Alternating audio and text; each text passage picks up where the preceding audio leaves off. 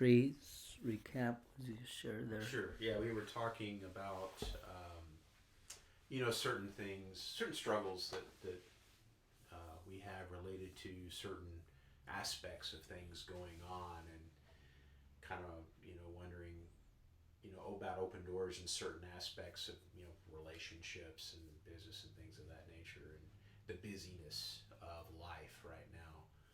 Today we get up out of bed, we have our normal routines of responsibilities and things that need to be done. And what dictates that? Well, the environment in which we're operating in today creates many of those roles and routines. We Sure. got to get our paperwork done. We got to get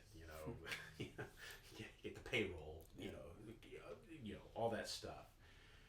And so we get a little bit at times frustrated about. Right. I want you to finish your thoughts.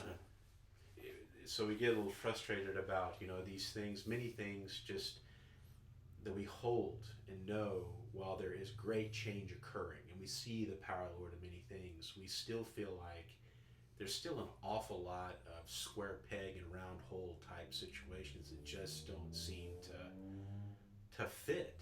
Nobody hears this, or nobody seems to receive this. Or imagine if the environment that we live in becomes drastically different. It changes. Now, I'm not going to purport to understand what that change is like, but let's just say that when we get up in the morning, our complete and total routine is totally modified because the environment has drastically changed and has created new levels of responsibility and different things that must be done as it relates to this completely modified environment in comparison to what we are familiar with today. My question then is, does it get easier? Of course not. But do many of the things that the Lord has, shall I say, impregnated, the wisdom therein that we have and that we long, to see go into a further level of manifestation. My feeling is that much of what that is not designed for the environment in which we live in today. It is. It's diametrically opposed. It's like two magnets of similar poles repelling each other. But all of a sudden, you flip the magnet, they come right together, you see. And what flips that magnet? Well, who knows? Is it world events? Is it, who knows? Collapsing of an economy and a change. I don't know. There could be a zillion different things that change the overall environment in which we live today that creates a completely different need and therefore a completely different receptiveness to things that are not valued today, things that are not seen as, can we say that the world certainly does not value the wisdom of God as a whole? Certainly it does not. It's on its own. Yeah, that's on its own trick. show. Yeah, that's right. So, but why is that? Because the way things are moving, one can afford to reject it. One can still be quote unquote, shall we say, perhaps successful or live a life of in total rejection of all that. Yeah. What if those systems and all that begins to just like Tumble. parts of a jalopy car fly off the car and it don't Yeah, and I think we all. Because when you shared with me moments ago, I was just reminded of something. When the Lord showed to me that I'm Biden going to win the presidency, He gave me a certain time frame, the reason why He want that to happen. Remember the clear word He said. They are from in a way, the Trump or Biden is of age that is like a father figure, So, interesting enough, Americans leading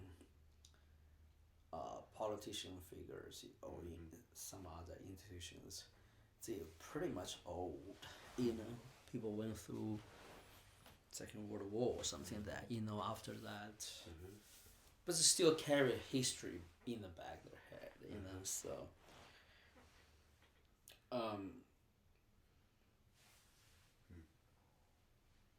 The generation of American, as much as they have different struggle, different ideology, actually, the deep down in the heart is crying for fathers. Yeah. I mean, they choose different ideal fathers for sure in the political figurehead. But it's a reflection of God's people, the people of the world are crying for fathers. You look at the movie, whatever grievance is always a filial father, filial father, filial father. The grievances, the cry is always somehow the father feels the children, right? So that means it's like every tragic movie, everything, you can see the filial fathers, So then on the other side, this indulgence, this almost a foolishness, reject to be a good father, don't want to be with the father. Nobody can be a good father, So the government actually, the culture, they buy into that notion that nobody can be really a godly father anymore. No, nobody know how to do it, So. But that aginess and anxiety is pressed in their choice of leaders, in a sense, if you will.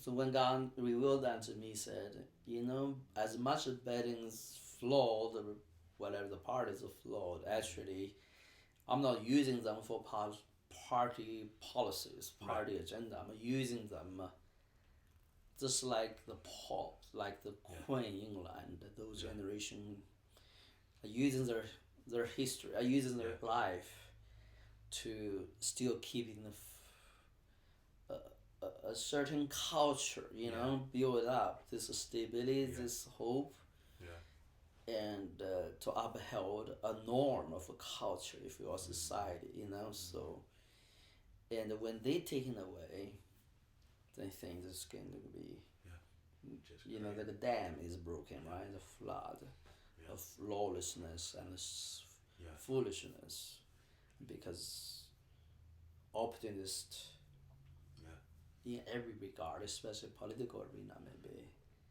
is going to just run wild. They're always birthed out of that. I mean, that's restraint is gone. That's restraint gone. So there's nothing to hold it back. So so the Lord told me two things, that I still give American grace. As much Christians don't like him, whatever, Christian, actually Biden is my choice to be still a father. He's a good father, he loves his son, right? So, and he still has that kind of that even killed thinking, in a sense, and after that, I mean, my grace towards American, toward this pressure, people want to dramatic change, radical change, right? Crying for it, will be gone. There's nothing holding them back anymore. The man of lawlessness. So then he told me, when the Queen England, what's her name, Elizabeth, and then the Pope, it's a pretty old age, so they will be gone.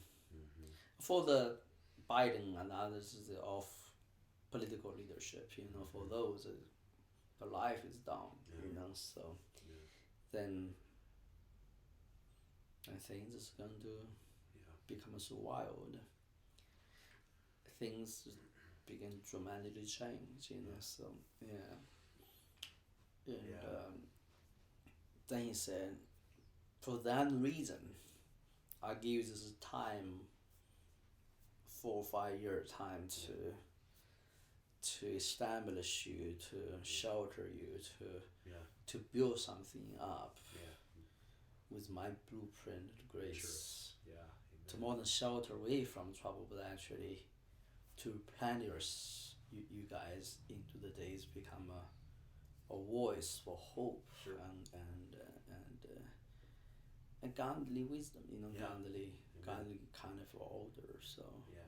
the waters, the spirit of lawlessness is going to begin to release. Be released. Yeah, and violence, wars, conflicts, all kinds of. We already see that process. We only see the tripling Yeah, actually. right, So now we come on national war. Yeah. And a lot of war going to break out actually. So people will try to get even. So Right. Yeah. There's definitely an intensified, antagonistic, and I don't know, spirit of hatred. I mean, this time people will persecute the Lord told me the Muslims are going to be severely persecuted. Wow. Because of radicalism, they have tried to harm every nation, to undermine every nation's role. Eventually, to stir every nation up, said, what, those trouble-making bunch, we need to get rid of them, So Islam as religion will be targeted. Muslim as a lifestyle or culture will be fundamentally challenged. So as a Christians, in the middle of that. So about that too. Anyway, I just wanted to share that with you as a backdrop to that position, whatever the word, with what you share there. I think that's why the Lord wanted me to record that. I think that's. Amen. We have a very short period of time. Short period of time. I get that. The time is short. That's why. The grace, for certain things, or this is removed.